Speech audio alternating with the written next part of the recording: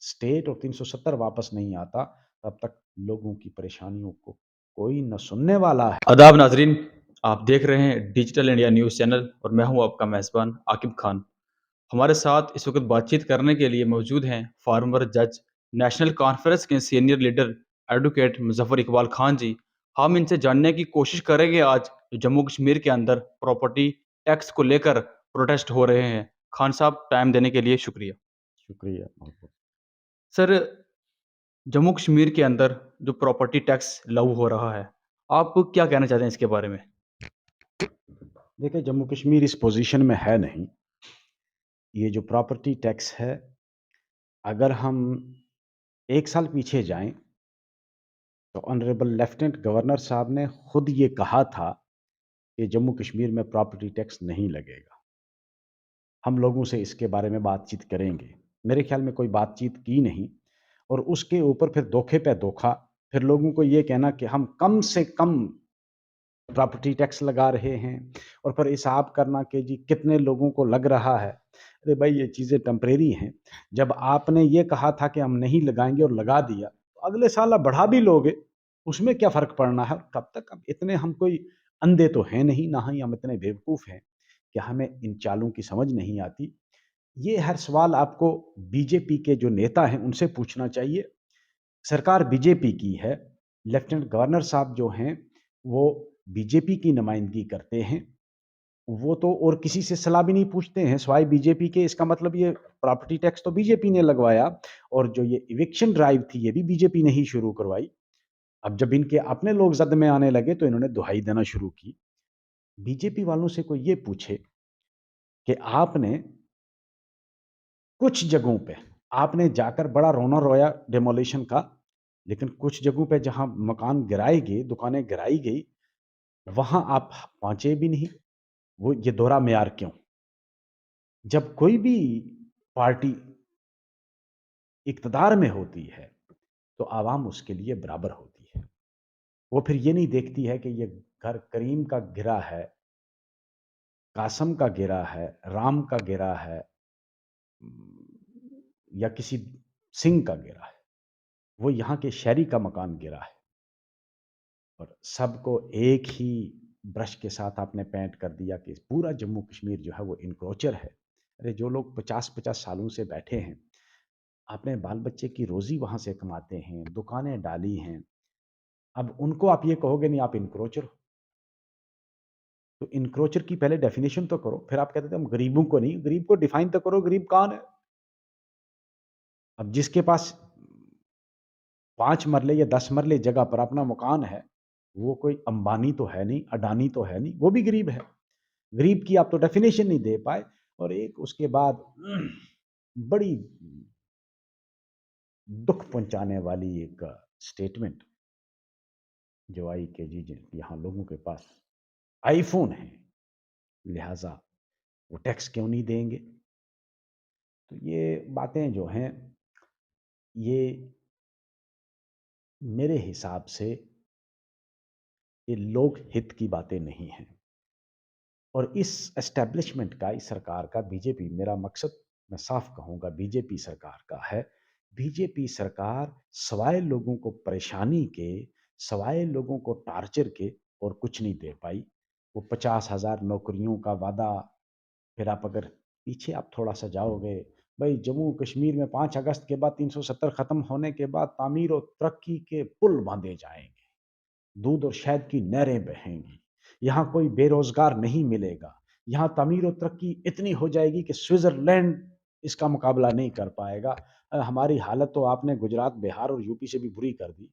हम लोग अच्छे-भले आराम से अपनी ज़िंदगी गुज़ार रहे थे। अमन था, सुकून था, मिलिटेंसी भी वापस आ गई। राजौरी में मेरे ख़्याल में पिछले 20-25 साल के बाद पहली बार धांगरी में ये वाक़ा हुआ। अब सिक्योरिटी की बात करते हैं। अब कहते हैं हमने, और हम पिछले 10 साल से एक ही बात सुनते आ रहे हैं।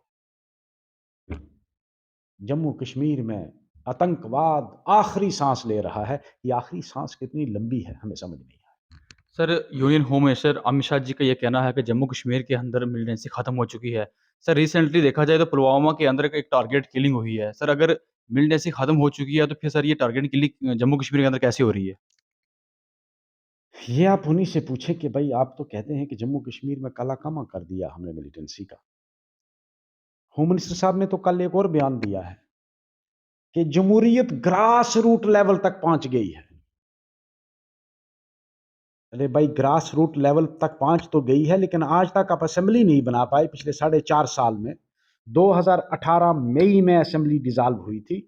ये कौन-सी जमहूरियत है भाई कि तुम अपने लोगों को अपने नुमाइंदे नहीं चुनने दे रहे हो। आप डायरेक्टली रिमोट कंट्रोल से दिल्ली से बैठकर जम्मू कश्मीर में सरकार चला रहे हो, ब्यूरोक्रेट के थ्रू चला रहे हो, लोगों की नुमाइंदगी करने के लिए असेंबली नहीं बना पा रहे हो। आप कहते हो जमहूरियत है, ये कौन-सी जमहूरियत है भाई? पूरे मुल्क में आप क्या करो, तमाम असेंबलीज़ को डिसॉल्व करके कहो जमहूरियत का तरीका ये है, जैसे कि यहाँ पहले सरपंच नहीं बने। अरे भाई सरपंच और पंच यहाँ 1947 से बनते आ रहे हैं। पंचायतें यहाँ 1947 के बाद काम कर रही हैं। ये झूठ बोला जा रहा है पूरे मुल्क में कि पहली बार वहाँ पंचायत के इलेक्शन हुए, सरासर झूठ। पहली बार पंचायत में रिज़र्वेशन एसटी और एससी को तो रिज़र्वेशन पहले ही थी पंचायतों में। कौन-सी नई रिज़र्वेशन आपने दी हमें ये तो बता दो। कम से कम इतना तो बता दो रिज़र्वेशन नई चीज़ क्या दी आपने? पंचायत में तो रिजर्वेशन पहले ही थी। एसटी और एससी की और लेडीज की भी रिजर्वेशन पहले ही थी। कौन सी नई रिजर्वेशन दी आपने? और लोगों को आप झूठ झूठ बोले जा रहे हो और फिर इस मतलब खुले अंदाज से छाती तान के झूठ बोला जा रहा है और हम भी सुनते हैं, हम भी कोई जवाब नहीं देते हैं उसका। ये लोगों को गुमराह किया जा रहा है। यहाँ जमहूरियत की ज़रूरत है।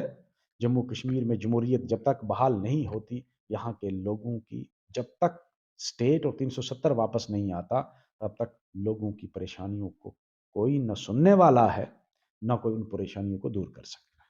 सर जम्मू कश्मीर के अंदर अनएम्प्लॉयमेंट बहुत है। जब भी सर कोई जॉब के रिलेटेड नोटिफ़िकेशन निकलती है, अगर उनका एग्ज़ाम भी होता है, उसके बाद सब स्कैम हो जाता है। सर ये क्या जम्मू कश्मीर की यंग यूथ के साथ ये खिलवाड़ हो रहा है? ये आपने देखा पिछले 2-3 सालों में जितनी भी सिलेक्शंस हुई हैं, वो स्कैम्स का भेंट चढ़ गई। एक के बाद एक स्कैम। ये पहले भी सिलेक्शंस होती रही, पहले ये शोर-शराबा नहीं हुआ, पहले कोई लिस्ट कैंसल क्यों नहीं हुई? ये इन्होंने नहीं डिटेक्ट की हैं, ये कैंडिडेट्स ने शोर किया, कैंडिडेट्स को पता चला और साबित हुआ वाक़ई फ्रॉड हुआ। अरे भाई जब आप कॉन्ट्रैक्ट भी उसी को दोगे, जो सबसे ज़्यादा बदनाम है, 4 स्टेटों में उसको बैन किया गया है, करप्शन में वो फँसा है, जुर्माना उसको लगा है, उसी को आप कॉन्ट्रैक्ट देते हो, तुम एग्ज़ाम कंडक्ट करो नौकरियों के, तो स्कैम तो होना है, तो ये तो सरकार साथ होके करवा रही है। अब बाद में जो पैसा इकट्ठा करके लोगों को लूट के लेके चला गया, तुमने बाद में स्टूडेंट्स को पकड़ना शुरू कर दिया और यहाँ के चंद लोकल लोगों को, तो उससे मसला हल होने वाला नहीं है। ये कोई जवाब नहीं है कि हमने पकड़ लिया, ये है कि चोरी हुई क्यों? चोरी करने के बाद जब लोगों ने शोर किया तो आपने कहा हमने चोरी पकड़ ली, वो तो लोगों ने पकड़ा, आपने तो नहीं पकड़े चोर। और फिर आप जवाब ये देते हो कि हम करप्शन के अगेंस्ट। आज की तारीख में करप्शन इंतहा पे है, इंतहा पे। आप ये कहोगे ना कि 1947 के बाद जम्मू कश्मीर में अगर सबसे ज़्यादा करप्शन है, तो वो इस दौर में, आज के दौर में। बनाई उसके बाद जम्मू कश्मीर के अंदर डेवलपमेंट ही डेवलपमेंट हुई है। आपको ग्राउंड में क्या दिखता है? डेवलपमेंट हुई है जम्मू कश्मीर के अंदर दफ़ा 370 हटने के बाद? आपको ज़्यादा पता होगा यार, आप तो ग्राउंड में ज़्यादा घूमते हो मुझसे भी। मुझे तो कहीं तरक्की मिली नहीं। अगर आपको कहीं मिली होगी तो मुझे भी बताना। मुझे तो नहीं मिली। सर जो नई जजमेंट आई है सुप्रीम कोर्ट की, आप थोड़ा-सा इस पे एक्सप्लेन करें प्लीज़। कल एक जजमेंट सुप्रीम कोर्ट ने दी है कि इलेक्शन कमीशन ऑफ इंडिया जो है, उसको सेलेक्ट करने के लिए honourable prime minister of this country, opposition leader, house का जो अपोजिशन का लीडर है वो और honourable chief justice of India member होंगे। वो इसको इलेक्ट करेंगे। वो उसकी वजह ये थी कि पिछले कई सालों से जितनी भी सरकारें रही हैं, उन्होंने अपनी पसंद का और अपनी जो लाइकिंग थी उसके मुताबिक जो उनकी बात मानेगा उसी को चीफ इलेक्शन कमिश्नर बनाते थे, उसी को इलेक्शन कमिश्नर बनाते थे। तो अब एक बहुत अच्छा फैसला आया है सुप्रीम कोर्ट से, कॉन्स्टिट्यूशनल बेंच ने एक बेहतरीन फैसला दिया है और ये जमहूरियत की जड़ों को मजबूत करने एक नया कदम है। बहुत अच्छा फैसला है।